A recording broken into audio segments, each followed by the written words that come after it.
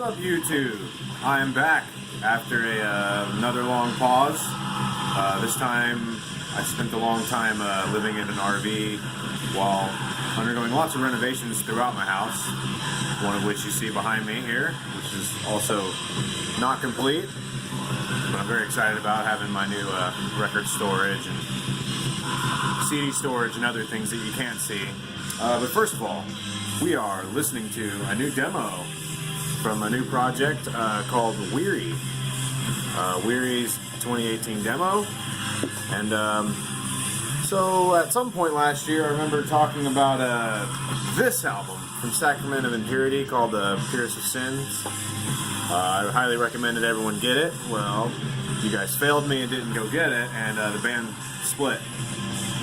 But it's not all a total loss, because now we have this new Weary demo, which, as you're hearing, is great, and also it very much does like keep that spirit of Sacrament of Impurity, but it has been improved on. I mean, these are just my opinions. I'm not quoting the band with these things, but I definitely feel like it's like, oh, well, this sounds kind of like Sacrament of Impurity, but again, yeah, with more variation, more layers. I don't think I don't know if I like it more. I like it a lot. We're just in demo phases, so I'm gonna wait to do anything drastic on judgment like that. But I do love this new demo, and I am excited for what's coming from the project Weary. Alright, so let's talk about a little bit of vinyl. I'm not sure, yeah, so I got 4 records to talk about here. I'm not sure if a lot of people are going to be talking about this one or not. I would guess yes, although I haven't seen anyone talk about it that I follow yet. But yeah, this is Twin Temple. I don't know what they call this album. Twin Temple bring you their signature sound, satanic doo-wop. And I think they all come with this satanic pamphlet and sticker. I'm not sure if they all do, but I've seen a lot of people on Instagram share their copies that seem to all have this pamphlet. So anyway, yeah, like it says, satanic doo-wop. It sounds a lot like what's that girl's name? Amy Winehouse. If she was like the singer for some, like doo-wop kind of band that's heavily, satanic themes, as you see there.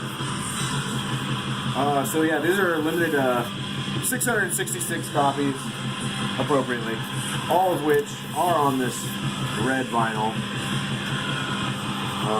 No doubt they will be doing other pressings when this sells out, but I like how it's got like these old school labels, and even the album itself has the old like mono, when they used to brag if something was in stereo or mono.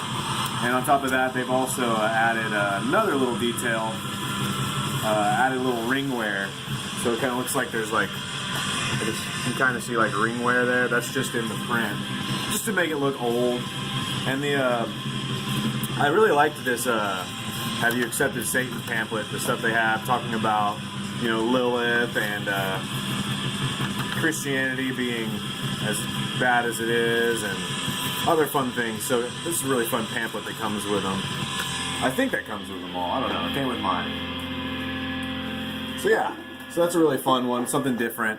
Here's another one. So I've got a funny perception of this. So I wasn't familiar with this band much until Hell's Headbangers was talking about they were re-releasing this, and I picked it up on their recent sale. I'm pretty sure you can still get it for $8.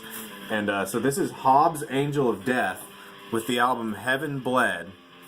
So yeah, you see the hot foil cover, which is really nice, and even the back, with the track listing, has that hot foil. And so yeah, here we go with the inside. It's really nice. I mean, it's hard to see with my setup. Sorry, I need to address the lighting here. I will in the future. Yeah, and it comes on comes with a bonus 7-inch. Yeah, that's right, bonus 7-inch. And the 7-inch and the full length themselves are both on this gold vinyl. So my funny perception on it is the way it sounds. So this sounds like, picture this, Mr. Krabs from SpongeBob SquarePants is the singer for a Slayer cover band. Honestly, dude, that's what this freaking sounds like. I mean, the riffs are sick. So this main guy, Hobbs, this Hulkamaniac looking dude, I guess you can't really make it out. Apparently he's some kind of veteran, you know, well-respected dude. No doubt, I mean, if he's doing this guitar work too, I mean, the guitar work is through the roof amazing.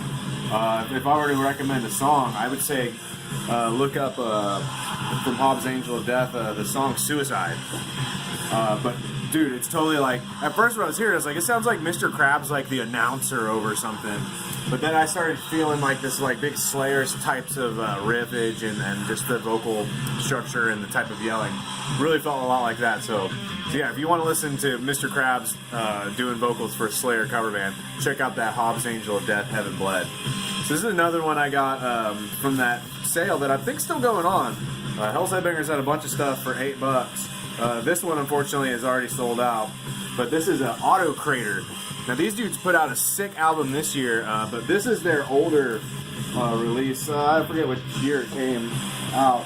And I had only recently discovered this band when our good friend Runner JMA posted his video showing off the A5 Digipack version of the new record, which I don't think has seen a vinyl press yet. But either way, this is just black vinyl. There's the labels. So yeah, you got lyrics on the inside, and I really love the artwork here. And like, so the guys are like mysterious, and this very, very torturing, horrific image on the back. And so if you're like me, or like I was not long ago, and haven't heard of Auto Crater, this is some punishing death metal. This is some evil sounding death metal. This is heavy as fuck, really. The vocals are like kind of more, like, it's not that just deep growl. It's a little more, I wouldn't want to say whispered, but it's definitely not a full-on, full frontal attack with the vocals. The vocals are still fucking present as ever and wicked as fuck, but man, Auto Crater's fucking sick. They definitely like found themselves, I'd say, with when you compare this to the one album that came out this year. But this is still undoubtedly wonderful. And I got one more record to talk about here, and this is one of my favorite releases from the year. It's something a little different. I've seen kind of mixed reviews. Some people love it, some people hate it. And I've agreed with a lot of the downsides that people have pointed out, but overall, I fucking love this album. I'm talking about Hemford. I believe it's how you say it. Hemford is how I say it. This is a like a doom metal project from Faroese Islands, and I believe this is their 4th album, and all 4 of the albums have been kind of a continuation of this story, which obviously I can't follow because I don't speak their native tongue, whatever you call that language they speak, Faroese Islander language. But yeah, it comes in an interesting Metal Blade Records sleeve. I thought that was pretty neat that they added that detail. So yeah, I got the Marble Gray. I see this record floating around. It's very, very like accessible, even though that it claims to be only 200 copies on this color. I don't know. I see this a lot. It comes with a poster, which you can see hanging back there, hanging right there is the poster, which is just the album artwork again.